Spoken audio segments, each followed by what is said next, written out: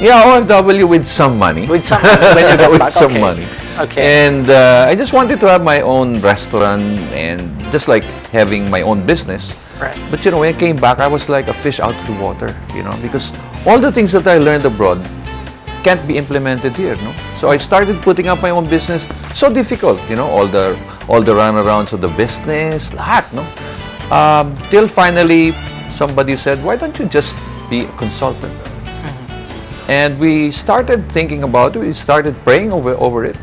We're very, very much centered on God in helping us. Right. Until finally, it dawned on us that we had to have a business. Right, right. Helping others. Right. So I'm going to throw my first tough question, Sure, and this is my, you know, this is my left. Yeah, This is my right. left. My left, my left tough question is, how do you make people trust you if you are not in there doing the business outright? I mean, the business of helping people seems to be easy, but the part of the trusting part, how can I entrust to you the business? Well, I think that's something that I have to build. I built over the years. You know, the trust and confidence. It's more than being a consultant. It's more of as a friend. You put the person at ease to be able to trust you. Right. And So that's the first step. That's the Become first a friend. Become a friend. I don't want any formality. You know, you trust me. Tell me exactly what your fears are. Right. Because I understand where you're coming from. I have to know where you're coming from. Tell me exactly your dreams. Right, and right. we'll take you there. Right, We'll right. work together as tandem. So your experiences abroad, can you now use that? I mean, at this point in time. Oh yeah, very much.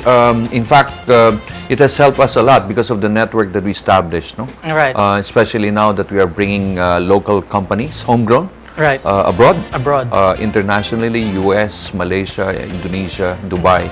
So it has helped us a lot, no? Plus the technologies that we now have over the years, no? So this is one thing. Put the person in, you know, have a trust on the confidence. Right. And then let the person be able to speak and find out what his views and dreams. Right. And you take it from there. You're like a friend. You're mentoring. You're a coach. Right, right. What was the greatest challenge when you started your business? Was there a point na ayoko maging kaibigan ng isang tao? Not really, but really selling the idea that franchising is a way to go and bring your business in terms of expansion. You know, I really cherish those days when I had to bring the good news of franchising. God, what year you know, is this? to barangay. 1992, 1993. Okay, I'm 10 years during the old. brownout days, no laptop, just the old blackboard. Okay, the barangay would invite me and talk about franchising, and people ask me, "Butch, help us to get the taxi Come on, license." you were doing that? Literally like that. Talking to, you know, I started with TLRC in Buendia at that time with probably four students, and I just keep on talking and talking. So this is what people say, that build it and they will come. Yeah. Convince them that there's an opportunity, because see, the mindset of an entrepreneur is, if I have a retail shop, I'll just be contented with this. Right, right. I won't change it. Baka maalis daw ang swerte. Right, right. Okay. Which you don't And, believe. I don't believe in that. Now, how do you expand if you have limited resources? And use franchising, because really, in my experience abroad, I've seen how franchising works. Right. So many have really become rich. So many have expanded their business using other people's money. Right, right. Definitely. So this is how I try to convince our countrymen, telling them, give me a chance and I'll prove it. And true enough, Give me a chance to help you. That's it. To help you, To help you. help create employment, Right. and let's be proud of the businesses that we have as Filipinos. Can everybody be a consultant? Can someone out there watching us just be a consultant, earn the trust, and then help the person? Can he be a consultant? Well, I always tell people, you want a business, you can be a consultant. Just like me, I have given so many, I've mentored so many people. I always say, but do this as a vehicle to promote goodness, not just for yourself. No? Be a man for others. Right. Try to help others become relevant.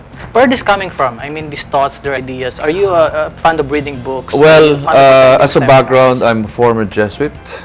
Former Jesuit. I'm an Ignatian by heart. Mhm. Just like if you see in my Facebook, Right. Pusong Ignacio. Bakit hindi ka naging pari or something? Well, to make the story short, in life there are always a turning point. Okay. But let me correct, it's not because of a woman. Okay. Okay, alam mo Because in yung my stereotype Yeah, I mean, in my case, in my case, I could have been a priest, but naawa Yeah. naman ako dun sa mga babae na mag-iiyak. Well, ako eh. So, sa inyo wala kinalaman? Mahirap baka magka-Petrosaryo na lang tayo. Okay, so so in other words, it's not for you. Well, it's really not for me, but I cherish those, I still love my experience of being Ignatian, living with the poor, knowing what poverty is. Right. And now that I'm an entrepreneur, I still have that advocacy Right. of trying, not becoming rich, but Right. becoming rich in order to help people. Definitely. Because I can't become rich just for myself. That's selfishness. Right. But if I help people and I become rich, and I try to spread the good news Right. through franchising, Right. which is my advocacy, and responsible franchising. Because really, in franchising, ang dami ng luloko ngayon eh. Kaya nga yan ang kalabang ko eh. You know, people who tell you, 50,000 Lloyd, give me a franchise, I'll give you my promise and everything. No, that's no way. Don't fool people because karma yan eh. I don't believe in that. Right. Okay? Help people become good and people will help you. And really, my company has grown because of word of mouth. I have not advertised. People write about me. Customers, clients refer me to Right. one another. And really, I'm just so thankful. I'm blessed. Right. So And that's knowing you, especially, I mean, that's blessing. You know? Okay, well, thank you so much, sir. I really touched by that one. But yeah, in the past of you being a consultant to these people, to these brands and companies, so that means that there's always a part in you that's in that brand.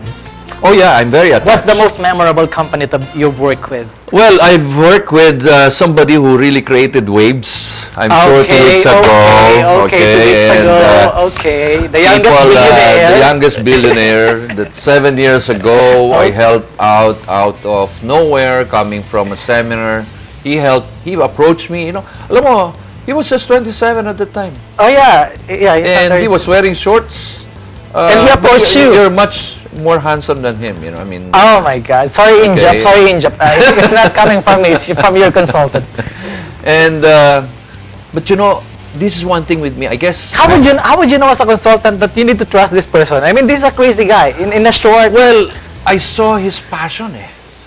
When he was describing his business, I saw in him his passion and his drive for excellence. Right. And I did not look whether he has money or not to pay me. He's in shorts or he's in. He's in pants. shorts. I didn't look at him in face value. And I just saw, okay, let's work. Let's see. Convince me more. So I asked him to tell us about his life. And really, he's a rags to riches. Right. Son of a sari-sari store in Roa City. Right.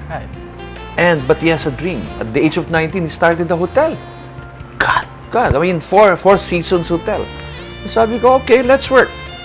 And that's history. All right. After 7 years with 333 stores, Yeah. He was bought. I'm speechless. 3 billion. See, but one thing I always see in an entrepreneur, and before I help him, is does this person have a social responsibility? And he has. And he has. Let's talk about Injapsia of Mang Inasal later on the program. But up next, our 2 guests will join us. Text us or call us. We'll ask your questions. And then, probably after this short break, I'm going to tell you this thing about misery. Misery is something. Misery. It's something that can motivate us to invent something. What do you think? We've got an eye on Facebook. Starting days. Stay tuned.